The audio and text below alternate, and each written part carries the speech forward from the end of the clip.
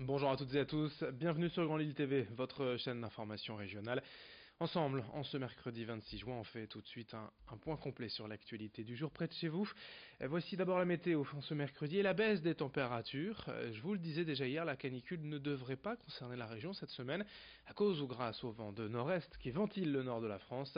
À Lille, le temps sera certes chaud aujourd'hui, avec 25-26 degrés annoncés au maximum. On est encore loin des records de chaleur et notez qu'ailleurs, notamment sur le littoral, les températures seront même tout juste de saison, 20 degrés à Saint-Omer, 19 à Boulogne, seulement 17 degrés cet après-midi à Calais et Dunkerque cet après-midi, prévision météo complète après ce journal. Malgré la baisse des températures aujourd'hui, cette canicule en France n'est pas sans conséquences dans la région.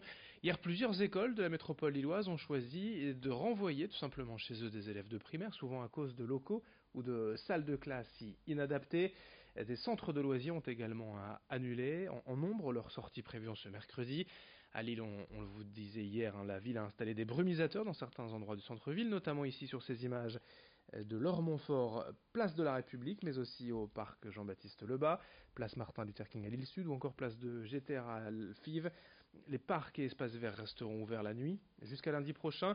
Ailleurs, la ville de Lambersart va ouvrir exceptionnellement la piscine municipale ce soir de 18h30 à 20h30 au tarif unique de 2 euros. Et pour rappel, le brevet des collèges a été reporté au début de semaine prochaine. Enfin, malgré la chaleur, sachez que la qualité de l'air ne se dégrade pas tant que ça cette semaine. Atmo annonce un indice de 6 sur 10 partout dans la région. On a déjà connu bien pire. L'autre actualité en ce mercredi, c'est le premier jour des soldes. Pour 6 semaines et jusqu'au 6 août, les magasins cassent les prix pour liquider leur stock. Déjà près de 40 à 50% de réduction dans certaines enseignes aujourd'hui. À Lille, les commerçants ont décidé d'innover en proposant l'opération shopping nocturne demain soir dans 150 magasins du centre-ville. Exceptionnellement, vous pourrez donc faire les soldes en soirée jusque 22h.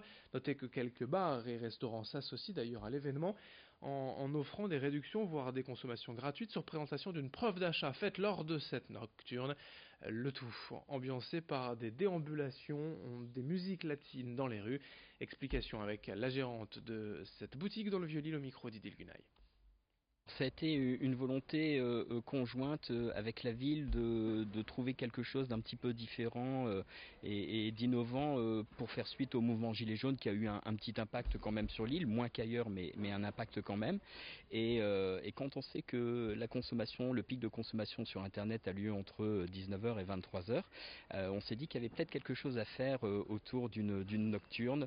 Donc on a eu cette idée effectivement de faire quelque chose d'un petit peu nouveau et de créer une nouvelle dynamique. Après 19h et avant d'aller au restaurant, faire un petit peu de shopping sous un climat un petit peu plus doux, un petit peu plus serein, ça peut être que positif. La liste des commerçants et restaurants participant à cette opération shopping nocturne à découvrir sur le site lillecentre.com. Et dans ce journal est également eu une mise en avant des entreprises qui produisent ici en France, dans la région, dans le hall de l'hôtel de région, en partenariat avec l'association porteuse de la certification Origine France Garantie. Une rencontre pour les chefs d'entreprise et personnalités politiques et un débat sur le Made in France, des entreprises qui ont pu profiter ainsi de cette réunion pour évoquer l'importance du soutien de la région dans cet investissement et cette implantation. Explication au micro de Rémi Desremeaux. L'intérêt pour un groupe industriel comme le nôtre de rester dans les régions, c'est répond avant tout à une dimension sociale et une volonté industrielle de maintenir l'innovation pour la recherche et le développement, la recherche et le développement pour la production industrielle, donc des produits, donc de la commercialisation, et aussi et surtout le maintien des emplois dans la région. C'est aussi un élément important, aussi bien sur le marché français pour nos consommateurs qu'à l'international pour les nouveaux marchés. Aujourd'hui, ça nous permet effectivement de prendre la parole, de faire connaître, de faire savoir et de communiquer sur les valeurs, le savoir-faire, le savoir-être et la technologie française du territoire.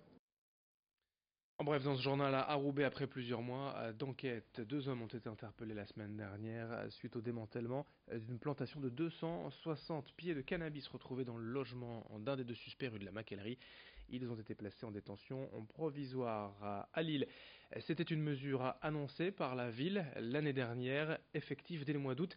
La généralisation du centre-ville à 30 km/h. Une volonté de Martine Aubry et du conseil municipal d'un meilleur partage de l'espace public. Aujourd'hui, déjà 40% de la ville est en zone 30. Ce sera donc la totalité, sauf quelques boulevards structurants. Boulevard de la Liberté, Victor Hugo, Montebello et Vauban qui devraient rester à 50 km/h. La ville de Lille, totalement en zone 30, c'est pour cet été.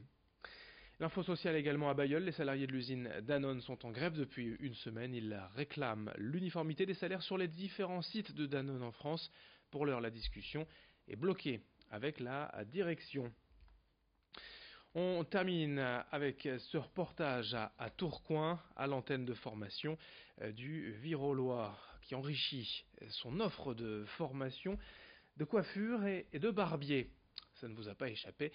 Chez les hommes, la barbe est plus que jamais à la mode. Il fallait donc réagir. Des cours supplémentaires seront dédiés à la spécialité de barbier dès la rentrée. Et dans ce cadre, hier, c'était le premier Tourcoing Barber Show.